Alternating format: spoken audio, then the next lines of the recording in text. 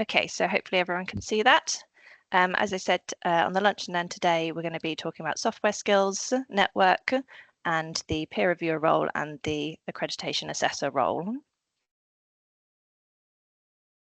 So just quickly on the software skills network first. So this network is online network of people and it's focused on helping finance staff sort of upskill themselves specifically in the areas of SQL, Power BI, Power Automate and Excel.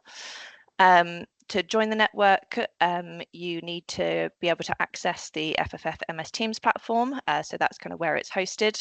And once you're on that platform, there are individual channels for each of those softwares. So you kind of just join the areas that you're interested in. So you could join some or all of them.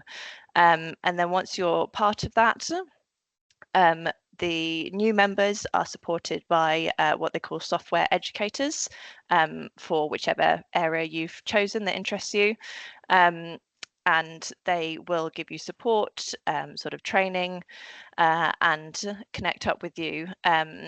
And the idea is that kind of you join the software skills network, and then over time you are developing your skills in that area. And once you're starting to sort of develop those skills, you are encouraged to share the learning with others in the network. So that could be through blogs or resources or case studies or being part of showcase sessions that ONF Finance runs.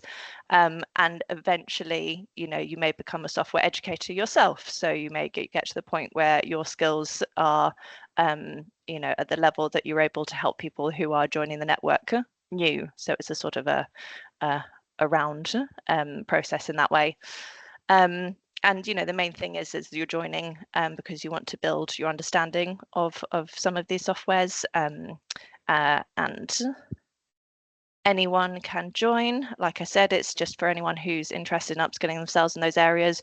Also, people can join if they are already very skilled in those areas, so they can join and just go straight into a software educator role. So if this is something that they're quite have sort of expertise in, they could just join this network and become a software educator immediately and join it basically to kind of help share their knowledge and train others.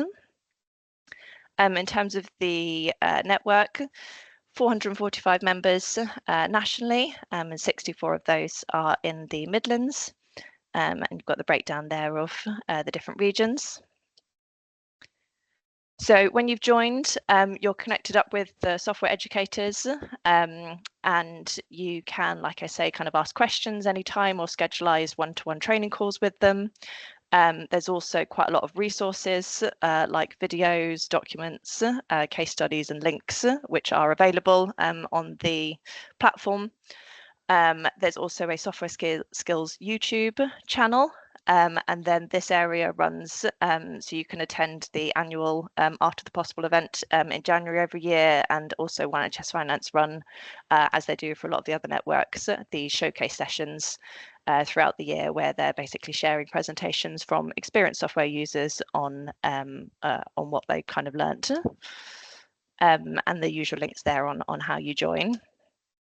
So the peer reviewer role, moving on to that. So I'll go through all of the areas and then I'll hand over to Jill to talk about the accreditation assessors. Peer reviewers. So this is about reviewing the innovations that get submitted to the Finance Innovation Forum, and then recommending them for publication, or perhaps recommending them for further development if they're not quite ready to be publicised. Just stepping back to say about the innovations, in case anyone is less familiar with the Finance Innovation Forum and their kind of innovation library. So the program, the innovation program, was an initiative that was created to kind of pull together innovative ideas related to anything in NHS finance. I think when they first started it, the thinking was that it would be things that were mainly quite technical, but actually over time what's happened is it's become very widespread. So it ranges from things like, you know, kind of dashboards and quite sort of technical areas, but also about things like team engagement and health and well-being. So there's a whole range of areas that people submit innovations for. The sort of main reason of doing this is to try and focus on the problems that the innovations aim to solve. So it was looking for areas across NHS finance where people have common problems and saying, look, if someone has found a solution to this, or at least a way to start tackling this, why don't we share it with others? Sorry, guys, just need to let a couple of people in. Why don't we share it with others so that they don't have to, reinvent the wheel? Share my screen again. So as a peer reviewer, you obviously have the opportunity to see people's innovations. It's very much a pinch with pride type role, as is the kind of accreditation assessor role. So it's something you can do where you can, get quite a good glimpse into what other organisations are doing and see things that look interesting, or where perhaps they tackle something in a different way that your own organisation does, and you can, pinch those ideas and bring them back to your own organisations and systems. So that's something that a lot of the kind of peer reviewers say is quite a big benefit of getting involved in this area. And in terms of who can join, anyone working in NHS finance, there is a little bit more of a time commitment to this one compared to some of the roles that we talked about sort of earlier in this week. So you are saying that you'll commit time to review the submissions, and they do a SWOT analysis, but it is typically just around about an hour, per submission. So not a huge amount of time, and part of it is about being able to provide kind of constructive feedback and comments on the innovations. There's 117 peer reviewers nationally, 19 of those are in the Midlands, and there's a breakdown there of the other regions. So once you sign up to be a peer reviewer, you get information on how to review the submissions and kind of guidelines to help you, do the process. Like I said, there's a number of benefits that people do find from doing this role around kind of enhancing your own knowledge and skills and sort of being part of something that helps out other organisations. In terms of how it works sort of timeline wise, so innovations are submitted in cohorts, and therefore if you're a peer reviewer, you're only asked to do it at certain times of the year. So those deadlines for submissions in March, July and November, when the deadline closes, that's when the peer reviewers are obviously asked to go through the process of reviewing the innovations. All the submissions are anonymously peer reviewed by 3 colleagues. So you are brought together in a group of 3 to look at innovations together. And then you do a kind of recommendation about whether they're ready to be put on the website. And links there on how you can join this area, and then accreditation assessors. So this is part of the One NHS Finance Towards Excellence accreditation process. So again, if anyone is less familiar with that, very simply, it's something that allows the Finance Leadership Council to give kind of recognition to organisations in terms of their finance culture and practices, and the skills of their finance teams, and the support they have in place for them across a number of different areas. Won't spend too much time on the actual, what accreditation is, but there is a lot of information on the One NHS Finance website about it if you're less familiar with it. In terms of the assessor role, so there are 3 levels for accreditation, 1, 2 and 3. The first is self-assessed, but for applications at level 2 and 3, it's required to be assessed by an assessor, and that's a volunteer from someone who works in NHS finance across England. So, if you are an assessor and you're being asked to go and assess an organisation for their level 2 or their level 3, likely they are possibly from an organisation. They might be in your region, but in a different system, or they might not even be in your region. So you might be someone who works in the Midlands and carrying out assessments for a trust in London. They do try and avoid any assessors doing assessments clearly for their own organisations. Wouldn't be appropriate for any kind of organisations that are very local to them or they have kind of close links to. Obviously it's supposed to be quite external, so it's better if it's an organisation that you kind of have no connection to. The role of the assessor is to basically lead it and have oversight of the assessment and end up making the recommendation to the Finance Leadership Council on whether that organisation should get their accreditation or not. So broken down, that's about going through the pro forma that they submit and all of the supporting evidence that they are required to submit, and kind of looking for any gaps or any evidence that need clarification or need kind of more information. And then there can be quite a bit sort of period of back and forth between the assessors and the organisation on making sure that all the evidence is up to speed. And then once all the evidence is in and the assessors are happy with it, they conduct a series of interviews with staff at the organisation. And then when they've done that, they review whether they're happy to recommend that the organisation gets their accreditation, and part of that is about writing a report to kind of reflect the application process and why they should be awarded their level 2 or their level 3. Anyone can be an assessor, but obviously there is quite a lot more involved in doing this role, and it's helpful to kind of outline that if it's something you're interested in, you should feel able to do things like challenge the evidence if needed, so it's not necessarily going to be, hopefully it would be, but not necessarily a completely smooth process in terms of they submit everything and it's all perfect straight away, which I'm sure Jill can talk to you about. So again, that there might be a bit of a back and forth, but also there might be situations where they're not actually ready yet, and it needs to be communicated to them that they should probably defer a bit until their evidence is stronger. And that's something that the assessors can do, but also NHS Finance can support with from their national team. But you need to kind of feel able to have those conversations and kind of make those judgments, and then also conducting the interviews. So for level 2, you do a few interviews, but you do interview the CFO, and for level 3 you interview the CEO. So feeling that you're able to conduct those interviews, perhaps with colleagues in those kind of senior positions. And then also it's about kind of meeting with your fellow assessors to just kind of share best practice and support each other, and then feeling able to write the report that goes to the Finance Leadership Council. There's 140 accreditation assessors nationally, and 26 of those are in the Midlands.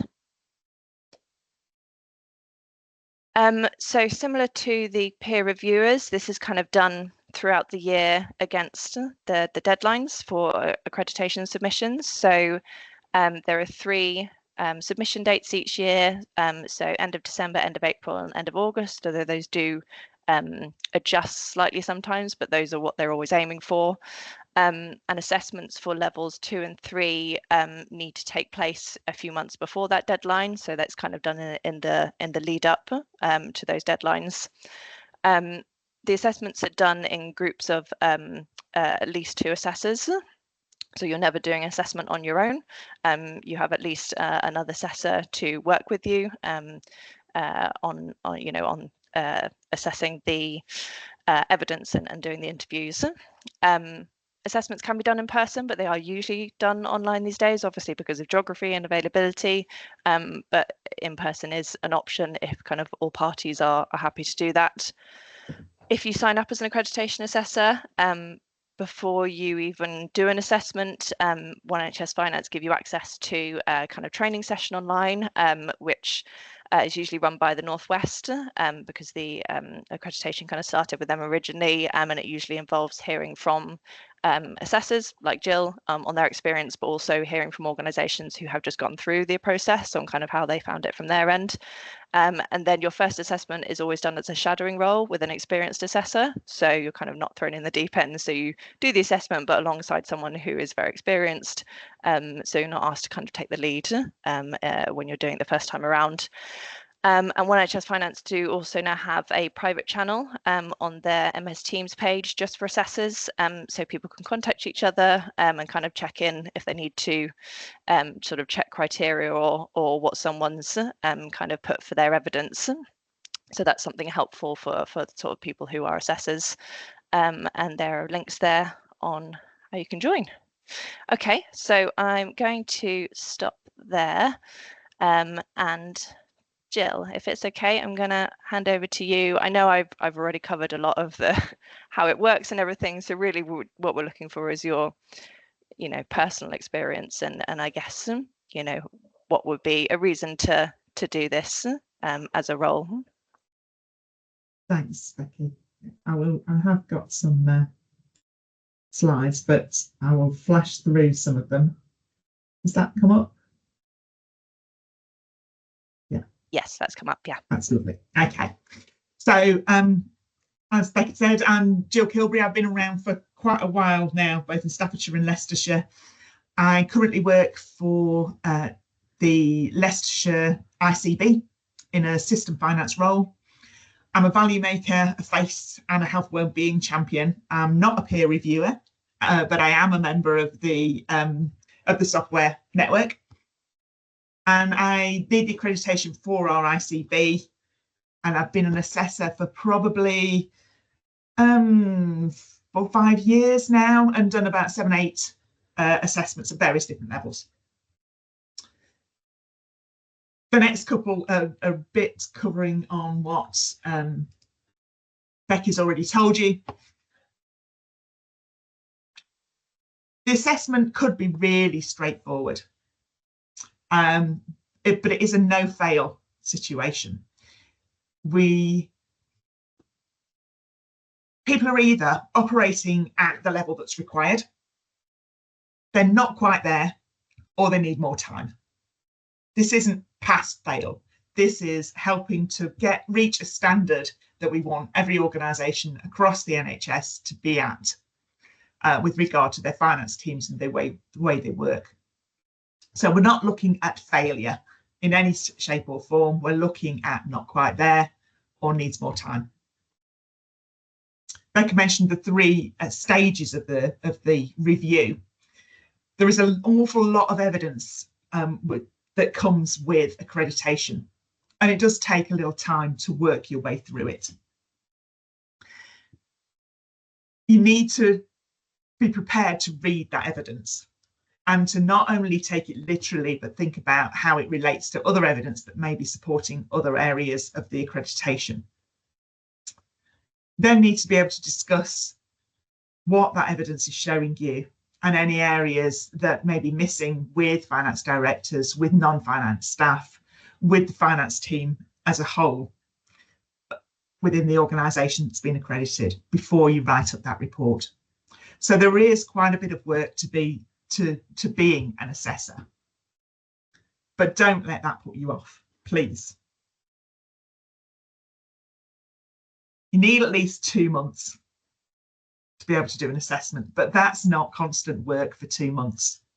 That's dipping in and out of it. It takes time to organise meetings to make sure that you're all together, but the original way the assessments were done was all face-to-face. And assessors would go out to an organisation and spend 2 days there. We can now do it in an hour here, an hour there, which makes it far easier to deal with and far easier to fit into your time frame that you've got available. Although I really do believe that sometimes doing the face-to-face discussions can be a good idea.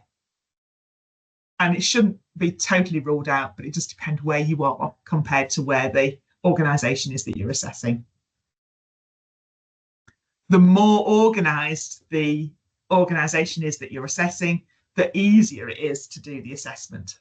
So sometimes it's really good to make contact and be working with these the organisations earlier on.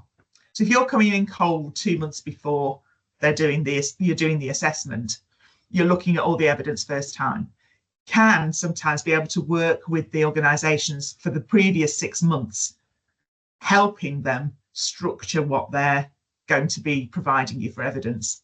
And that makes it far easier. And if you're assessing a level 3, you'll probably find at least one person on the team that's looking at that will have helped them with the level 2. So they know a bit more about it. They've worked with them in between. Any of the discussion groups take 45 minutes. So that's your minimum time frame in any one block that you're looking to put in.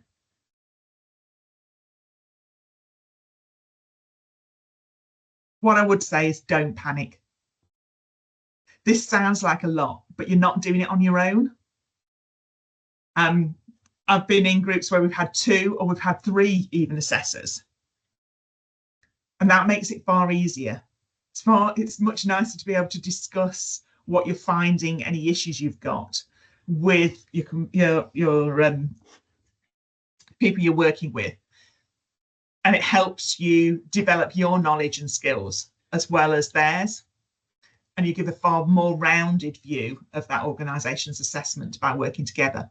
It's a really good thing that you're not doing it on your own. You'll never do your first one as the lead. You'll always shadow. And by talking to the person who is leading that assessment, you can agree how much time and effort you're actually going to put into that first one, so that it fits with what you've got available. Again, having more people in the team of assessors helps you be able to fit things round and make sure that you're all not committing a week's worth of work when you've got your own work to do as well.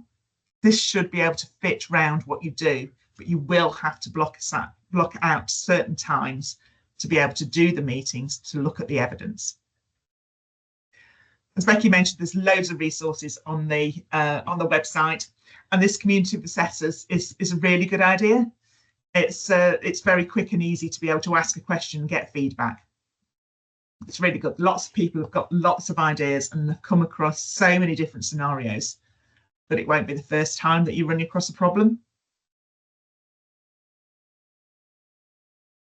So why did I start? I started as a result of one of my appraisals quite a few years back, where my boss at the time said that I needed to improve my network. Becoming an assessor has got me access to so many different things, to learn about how other organisations work within the NHS. I've always been in commissioning. I've never worked in an acute or community or mental health or NHS England. And now I've been able to look at how they work together, what sort of things they do, and how they can make things happen in so many different organisations. It's been really eye-opening and really positive experience in that way. You can share ideas, and it's really nice sometimes to know that you're not the only one that's trying to be positive, trying to push things forward. It's so uplifting to see some of the great things that are happening in other organisations and think, oh, I could take that back. And I now know so many more people than I did at that point that I can ask all sorts of things of. What else did I get out of it? A pinch with pride. That's one of the great things about One NHS Finance, I think. There's so many people willing to talk about what they're doing, how they're doing it, and how things could get better. There's so much stuff that you can pick up and run with within your own organisation by tweaking it slightly. Gathering all those new ideas is brilliant. As I said, learning about how other organisations work. That's one thing that's really been positive for me. But it's also challenged the way I thought about things. We get into a routine of thinking how we should do things and what's the best way to do it. Looking at how other people have combated the same challenges that we've got is really eye-opening in the fact that they do it differently. Everybody has a slightly different take on how to do things. And it really challenges the way you think about how you work yourself and how your teams and your organisation works. It's really something that makes you think about what you could do and how you could do things differently rather than sticking to the same way you've done it always. So what I would say is, if you're looking for something different, go for it.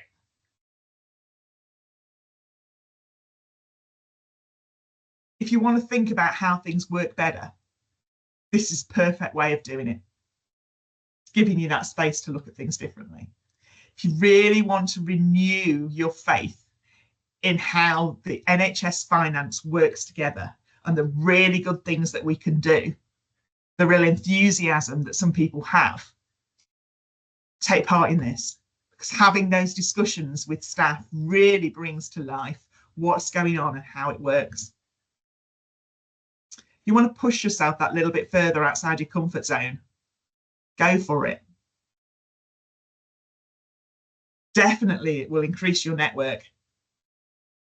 It will help you know what's going on with One NHS Finance, keep you up to date with all the different things that are happening. And it'll give you the insights to help get your organisation accredited. That's what I'd say. Thank you, Jill. Thank you very, very much, Jill.